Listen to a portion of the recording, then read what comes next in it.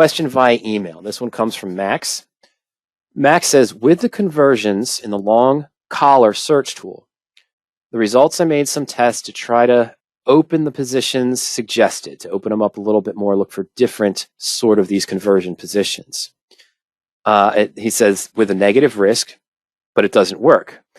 They're all negative risk on the search result, but when you input them into the broker's platform, Interactive Brokers, TWS, he says, the result is always positive, which means a fixed loss, 100% probability of loss on the trade.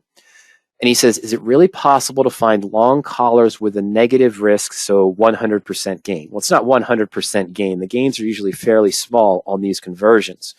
Retail investors don't usually use those that often. But what is a conversion? Well, it's standard collar format.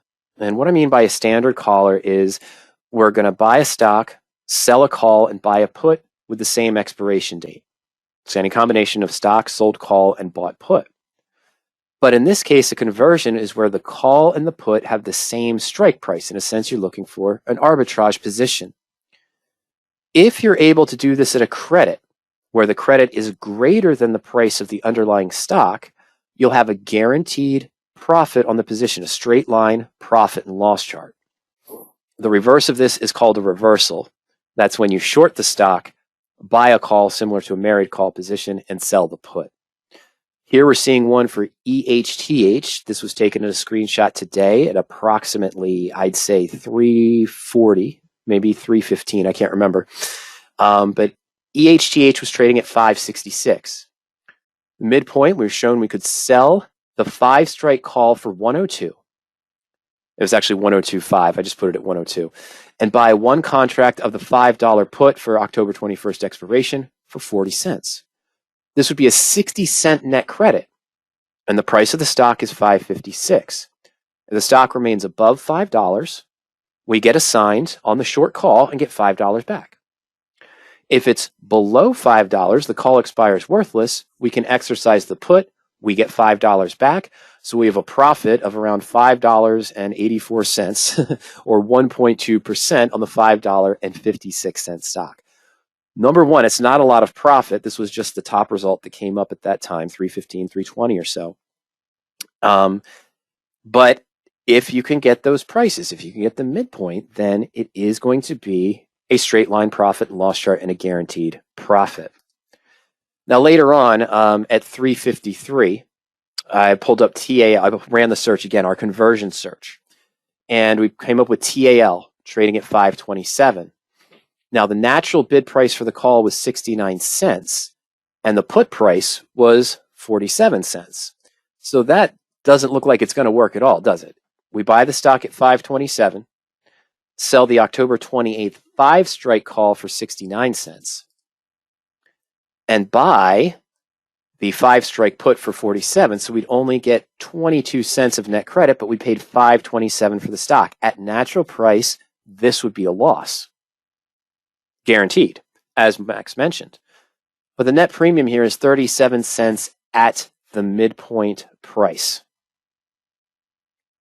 And you see here at 3:56, yeah, there it is, 3:56 p.m., a few minutes later on Fidelity, the bid was 61 cents, so it's lower than 69, but the ask was 93. So it was a midpoint of around 81 or 82 cents, I believe. And here we see the ask price is still at 47, but the bid's at 32. So if it's able to get the midpoint on the put, what are we talking about, 15 cents there? So 7 cents, let's say that, okay, let's go up to 8 or 9 cents. Let's call it 40 or 41. So in this case, if I got closer to the midpoint price, no guarantee, but we take in a 41 cent net credit, buying the stock now at 5.25, which means that we'd have a guaranteed 16-cent profit on the position at 5.25, $16 profit for 100 shares. That would be the conversion. So it's not too far off. I mean, yeah, the 3 minutes difference on these time frames, but it's not too far off. The bid-ask spreads are manageable. This one is a little wider than I'd expect. It is likely that if I went to enter this position at 3:56 p.m. today, and whether I put in a limit order at 41 cents or 40 cents, for example, to get the guaranteed profit on the conversion, but if I put in an order to sell or buy this call at, the midpoint there at 80 cents or so. What is that actually? It's 32 cents up, so 16. So really it's only 77 cents. But there is a high possibility that if I put in a midpoint order at 77 cents, I'd immediately see the ask price change to 77.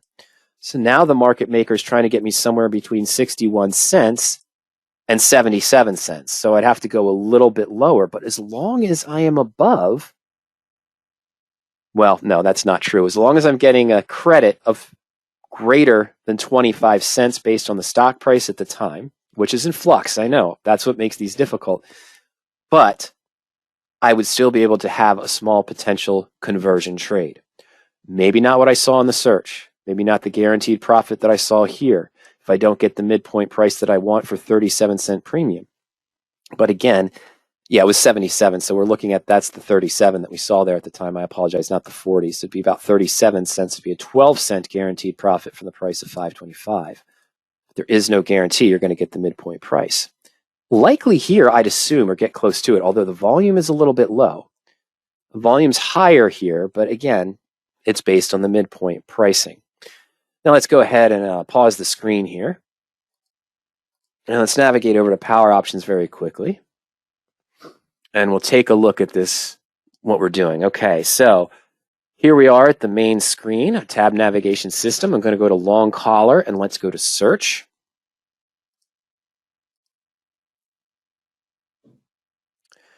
And you see here from our default criteria, we've selected the conversions in addition to some of the other ones that are available. I'm not showing the screen, thank you.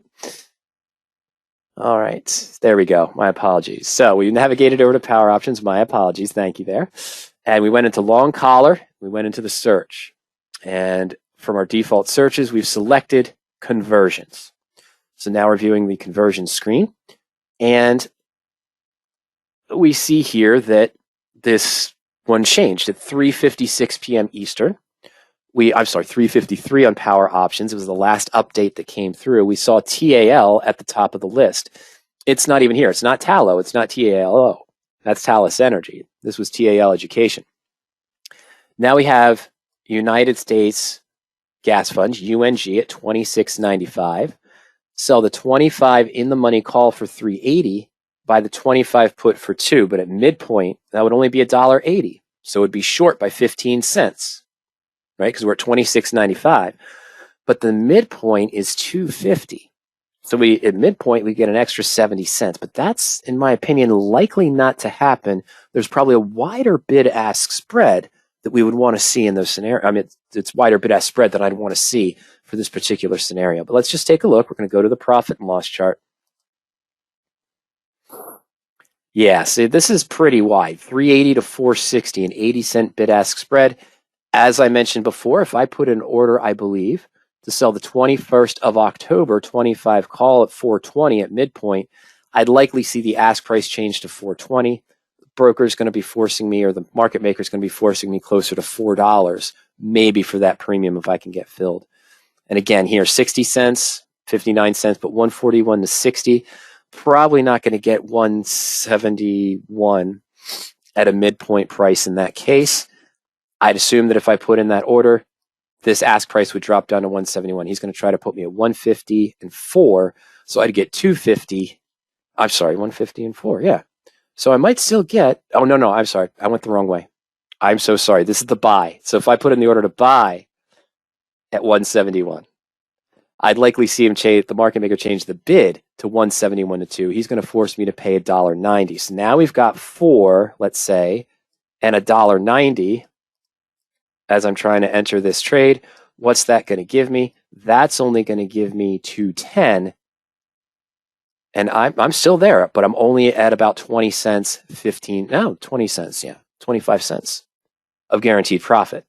Not the higher range we're seeing here, but it's still a possibility to get filled at that price.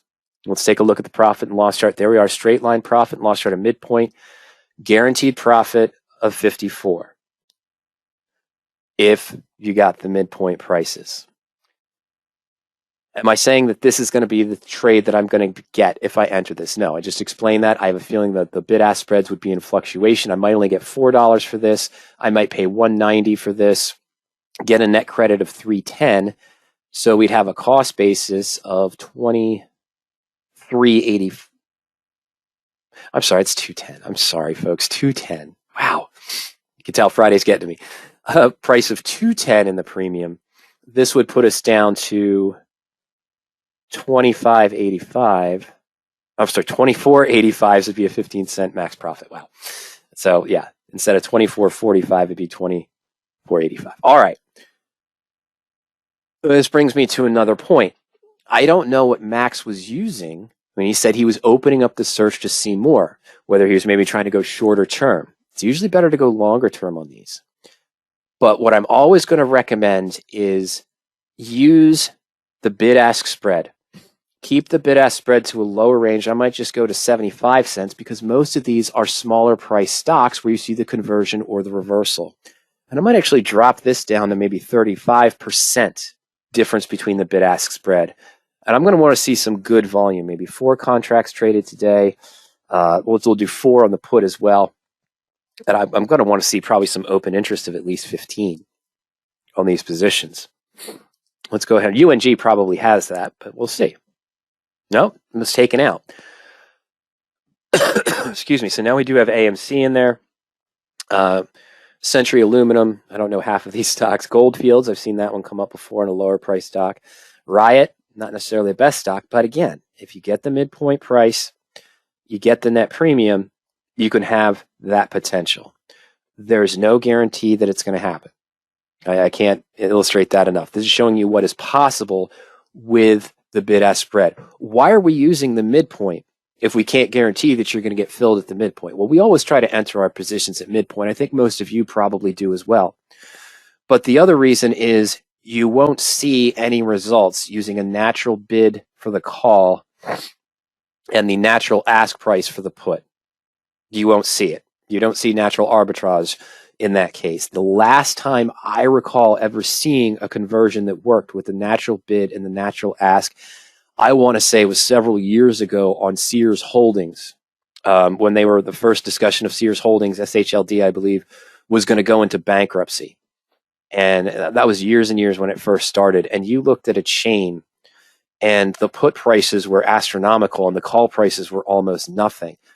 So how would a conversion work in that case? The conversions didn't, but the reversals did. If I shorted the stock, sold the put, and bought the call, you saw dozens of these kind of arbitrage things at the natural price. So I don't know how many people took advantage of those because it's risky. You're shorting the stock, but if you get the prices you want, you've got the guaranteed profit. But what else came along with that? The puts were drastically inflated due to high implied volatility, due to the rumors of the bankruptcy and so forth, which means the bid-ask spreads were extremely wide on the put option. So again, there was no guarantee to get the midpoint, but you rarely, I can't think of any other scenarios other than that, that I've looked at where I saw sort of an arbitrage with the natural call bid price for a conversion with the natural put ask price where you're guaranteed enough credit to cover the cost of the stock and have the full conversion position. They are possible, but there's a lot of ifs, Max, as you just heard me say. And I just wanted to do one quick thing here to wrap this conversation up real quick. Oh, I'm sorry, folks. There we go. Just some final thoughts. Conversions and reversals are not commonly used by retail investors because, you know, if you're fighting for that midpoint, maybe you get close to it. Maybe you do get the credit that you want for guaranteed profit, but it might not be that 1%. It might be 0.3 or 0.4%. Now you have to ask yourself, in the old days especially, where I was talking about, 2008, 2010, 2016, 2017, well, 2016, commissions were such that I'm entering a collar where my broker probably gave me a little bit of a discount where I'm not paying a full stock commission and 2 full option commissions to sell to open the call and buy to open the put. But in the old days, let's say when I was using Options Express and a covered call, I could enter for a commission of $15.95 plus whatever it was, $6.95 for the call instead of the full $15.95. And then I could do the put at maybe $3.95. Whatever 10, 15, or 20 cents I was getting on 100 shares was completely negated by the commission costs. It didn't really work that well. And that's why it's not often used by retail investors. I'm going to say that the real-time subscription to power options is essential to find these positions in a timely fashion. But again, it is predicated on getting the midpoint because you won't see a natural conversion with the natural bid price of the call, the natural ask price of the put. The midpoint is the only point where you might see some of these arbitrage values. And as you mentioned, Max, they might quickly disappear. That is a high possibility. Always use a bid-ask spread limitation or the percent bid-ask spread limitation to keep the bid-ask spreads down to find opportunities that might not be too out of whack. Always make sure there's open interest and current option volume. Otherwise, you're going to be fighting with the market maker, as I mentioned too. You put in the midpoint to sell the call, and he lowers the ask price of that call now down to your price. So now you're another 50% below where you want it to be between the bid and the new ask price he's posting. If there's more volume, there's more likelihood it won't shift as rapidly.